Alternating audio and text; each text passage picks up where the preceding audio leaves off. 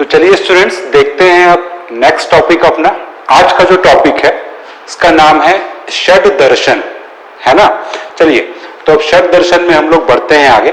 सबसे पहले हमको समझना पड़ेगा कि दर्शन क्या होता है।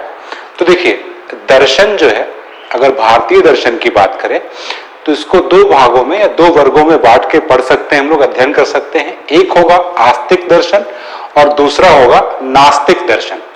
देखिए आस्तिक दर्शन ऐसे दर्शन हैं जो वेदों की सत्ता को स्वीकार करते हैं, यानी वेदों की सत्ता को स्वीकार करने वाले जो दर्शन हैं वो है आस्तिक दर्शन, और वेदों की सत्ता को स्वीकार न करने वाले दर्शन जो है वो है नास्तिक दर्शन। नास्तिक दर्शन के उदाहरण जैन, चारवाक, बौद्ध, और आस्तिक दर्शन जो है वो है सांख्य, योग, न्याय, वैशेषिक, मीमांसा और वेदांत दर्शन। ये ही जो छह हैं यही है षड दर्शन। षड का मतलब जानते होंगे छह दर्शन, तो वो छह दर्शन यही हैं। और ये छह दर्शन जो है किस प्रकार के दर्शन है, याद रखिएगा आस्तिक दर्शन है। अच्छा यहाँ पे एक चीज और समझिएगा कि आस्तिक दर्शन का मतलब जरूरी ये नहीं है कि ये ईश्वर की सत्ता को स्वीकार करते हो सकता है इनमें से कुछ दर्शन ऐसे हैं जो ईश्वर की सत्ता को स्वीकार नहीं कर रहे हैं, ठीक है। तो ईश्वर की सत्ता को स्वीकार करें या ना करें इससे मतलब नहीं है, वेदों की सत्ता को, यानी वेदों में जो लिखा है वेदों को ये मान रहे हैं कि नहीं मान रहे हैं, वेदों को सत्य मानते हैं कि नहीं। तो वेदों को सत्य मानने वाले जितने भी दर्शन हैं वो आएंगे आस्तिक दर्शन में, और जो वेदों को सत्य न मानने वाले या वेदों की सत्ता स्वीकार न करने वाले दर्शन जैसे जैन, बौद्ध और चारवाक दर्शन, ये हो जाएंगे नास्तिक दर्शन।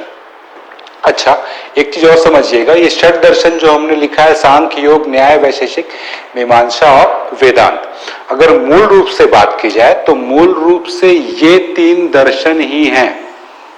ये तीन कौन कौन से? सांख्य, न्याय और मीमांसा।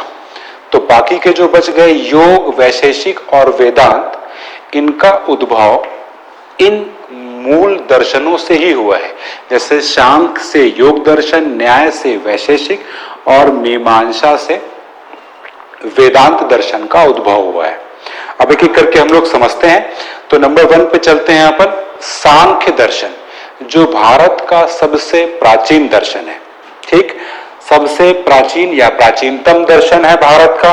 इसके प्रवर्तक हैं कपिल मुनि, ठीक। इस दर्शन में कुल 25 तत्वों की बात की गई है।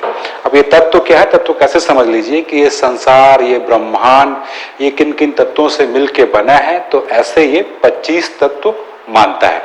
अब इन 25 तत्वों की गणना के कारण ही इसका नाम सांख्य पड़ गया। सांख्य यानी संख्या से निकला हुआ, तो संख्या यानी 25 तत्वों की गणना या 25 तत्वों को मानता है ये कि सृष्टि की रचना में मूल रूप से 25 तत्व हैं, ठीक है। लेकिन मूल रूप से दो ही तत्व मानता है ये। अब ये दो तत्व कौन से हैं? प्रकृति और पुरुष। चूंकि ये मूल रूप से दो ही तत्वों को मानता है, प्रकृति और पुरुष, जिससे इस सृष्टि की रचना हुई है, इसलिए इस दर्शन को द्वैतवादी दर्शन भी कहा जाता है, ठीक है। किसको? सांख्य दर्शन को द्वैतवादी दर्शन, क्योंकि ये मानता है कि सृष्टि की रचना दो मूल तत्वों से हुई है, प्रकृति और पुरुष। तो ये 25 तत्व कैसे मान रहा है? तो ऐसा समझिएगा, ये जो प्रकृति और पुरुष हैं ये हो गए माता और पिता, और 23 इनके बच्चे हो गए, जो 23 अलग तत्व हैं। सबको मिला लिया तो पूरे तत्व कितने हुए? कुल तत्व 25। लेकिन मूल कौन है? जो माता पिता है, उन्हीं से तो बच्चे आए। तो प्रकृति और पुरुष से ही उन 23 तत्वों का जन्म हुआ है। चलिए अब आगे बढ़ते हैं। सांख्य दर्शन जो है ये बात करता है 3 प्रकार के दुखों की। इसको नाम दिया गया है दुख त्रय। ये 3 प्रकार के दुख कौन कौन से हैं? आध्यात्मिक, आधि दैविक और आधि भौतिक। आधि भौतिक, भौतिक जैसा जानते हैं, जितने भी जीवित लोग हैं, जीवित प्राणी हैं, उन सबको ये मानता है कि आधि भौतिक। आधि दैविक, इसका मतलब क्या है? इसका मतलब है जैसे भाग्य या देवता, है ना, जो अपने बस में ही नहीं है। भाग्य और देवतागण जितने भी आएंगे, इन सबसे संबंधित जो दुख है उनको लिया गया है आधि दैविक में। और आध्यात्मिक का मतलब है स्वयं का मन, जिसको कह सकते हैं हम लोग आत्मा। ठीक, अब इसी दर्शन में, सांख्य दर्शन में गुण त्रय, 3 प्रकार के गुण, सत्व, रज और तम, या सत्व, रजस और तमस, ये 3 प्रकार के गुण होते हैं। जैसे सादा जीवन तो विचार सुना होगा ना आपका, कि वो व्यक्ति सात्विक जीवन जीता है, तो वही सत्व है। सत्व का मतलब होता है हर चीज ढंग से करना, और जो भी आपकी आचार संहिता है उसके अनुसार करना, तो ये हो जाएगा सत्व। और तमस का मतलब है कि कोई आचार संहिता है ही नहीं। जैसे राक्षसों को पहले निशाचर कहा जाता था, और उनकी जो आदतें होती थी या आचार प्रक्रियाएं, आचार संहिताएं तो कुछ थी ही नहीं। जो भी वो आचार व्यवहार करते थे उनको बोलते थे कि तामसिक व्यवहार है वो, तो वो हो जाएगा तामसिक।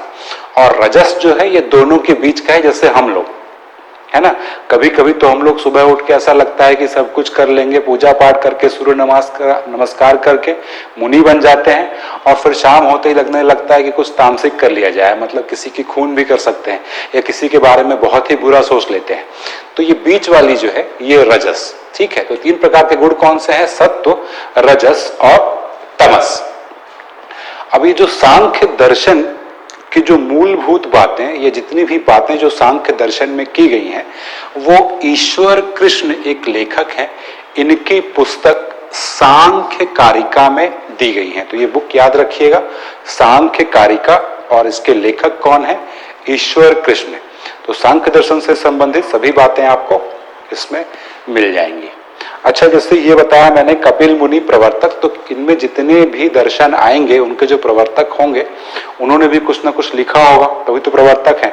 तो जो भी दर्शन है उसमें सूत्र लगा दीजिएगा। जैसे सांख्य दर्शन, तो सांख्य सूत्र ये किसकी हो जाएगी? कपिल मुनि की। ठीक, अब आगे बढ़ते हैं। सांख्य दर्शन में जैन धर्म से काफी समानता दिखाई देती है। सांख्य दर्शन जो है वो मोक्ष प्राप्ति का साधन यथार्थ ज्ञान को बताता है। यथार्थ ज्ञान, और ये यथार्थ ज्ञान जो है, ज्ञान प्राप्त होगा कैसे? तो 3 प्रमाणों से, प्रत्यक्ष प्रमाण, अनुमान प्रमाण और शब्द। ठीक है, प्रत्यक्ष का मतलब सीधे है कि जो सामने ही हमारे हो रहा है, तो उससे तो ज्ञान हो जाएगा, हम समझ जाएंगे कि जब सामने ही कोई घटना घटी है तो वो सत्य है। इस प्रकार अनुमान, बहुत सारी चीजों को देखते हुए एक अनुमान भी लगाया जा सकता है, तो ये अनुमान। और एक है शब्द। शब्द जैसे अपन सुने थे पहले, कभी इंग्लिश में सुने होंगे, यूनिवर्सल ट्रुथ, कि ये शब्द किसी के हैं और वो सत्य हैं, कि भाई सूरज जो है वो पूर्व से उठता है, उगता है ना, इस तरह की चीजें जो है। तो इन 3 प्रमाणों से यथार्थ ज्ञान की प्राप्ति हो जाएगी। ज्यादा डीप में जाने की जरूरत नहीं है, बस ये याद रखिए सांख्य दर्शन में 3 प्रमाणों की बात की गई है, वो है प्रत्यक्ष, अनुमान और शब्द। ठीक, तो ये तो हो गया सांख्य दर्शन। अब अगले दर्शन में बढ़ते हैं हम लोग, योग दर्शन। जैसा कि शुरुआत में ही मैंने बताया था कि मूल रूप से 3 ही दर्शन माने जाते हैं, और जो बचे हुए 3 हैं वो मूल वाले 3 दर्शनों से ही उपजे हुए हैं, या उससे ही उनका उद्भव हुआ है। तो योग दर्शन जो है ये माना जाता है कि इसका उद्भव जो हुआ है वो सांख्य दर्शन से ही हुआ है। अब इससे चीजें और आसान हो जाएंगी। अब देखिए, योग दर्शन जो है, अच्छा वैसे योग का मतलब तो जानते ही है ना, जुड़ना या मिलना। किससे मिलना? आत्मा और परमात्मा से मिलन, यही इसका शाब्दिक अर्थ है। ठीक, योग दर्शन को बोला जाता है सेश्वर सांख्य। सेश्वर का अगर संधि विच्छेद करेंगे तो साधन ईश्वर, अर्थात ईश्वर के अस्तित्व को स्वीकारने वाला सांख्य दर्शन। मतलब है तो ये सांख्य दर्शन है, लेकिन ऐसा सांख्य दर्शन है जो कि ईश्वर के अस्तित्व को स्वीकारता है। ठीक, अब चूंकि ईश्वर के अस्तित्व को स्वीकारने वाला सांख्य दर्शन है, तो अब देखेंगे इसमें कुल तत्व, तो कुल तत्व वहां थे 25, तो 25 और ईश्वर के अस्तित्व को अलग से स्वीकार लिया, तो 25 प्लस ईश्वर यानी कुल 26 तत्व है। ठीक है, यह भी कहा जाता है कि सांख्य दर्शन का व्यवहारिक रूप है योग दर्शन। यानी सांख्य दर्शन जो है एक सैद्धांतिक बात कर रहा है और उसी का व्यवहारिक प्रयोग कर रहा है योग दर्शन। ठीक, योग दर्शन के प्रवर्तक हैं महर्षि पतंजलि, इनकी पुस्तक जैसा बताया था मैं, जो दर्शन है उसी में सूत्र लगा दीजिए, तो योग सूत्र किसकी हो गई? पतंजलि की हो गई। और एक चीज इसमें और खास बात है कि इस ग्रंथ यानी योग सूत्र पर प्राचीनतम भाष्य, ये भाष्य भी पूछा जा सकता है, व्यास भाष्य, ये लिखा गया है। और व्यास जैसा कि नाम से दिख रहा है, व्यास जुड़ा हुआ है, तो ये लिखा किसने है? वेद व्यास जी ने। ठीक, अब मोक्ष प्राप्ति का साधन योग दर्शन में क्या बताया गया है? ध्यान और शारीरिक साधना। तो ये था आपके दो दर्शन हो गए, और थोड़ा सा आपने दर्शन समझ लिया, और सांख्य दर्शन और योग दर्शन समझ गए आप लोग। अब बाकी के जो 4 दर्शन बचे हैं उनको हम लोग आगे के नेक्स्ट लेक्चर में देखेंगे।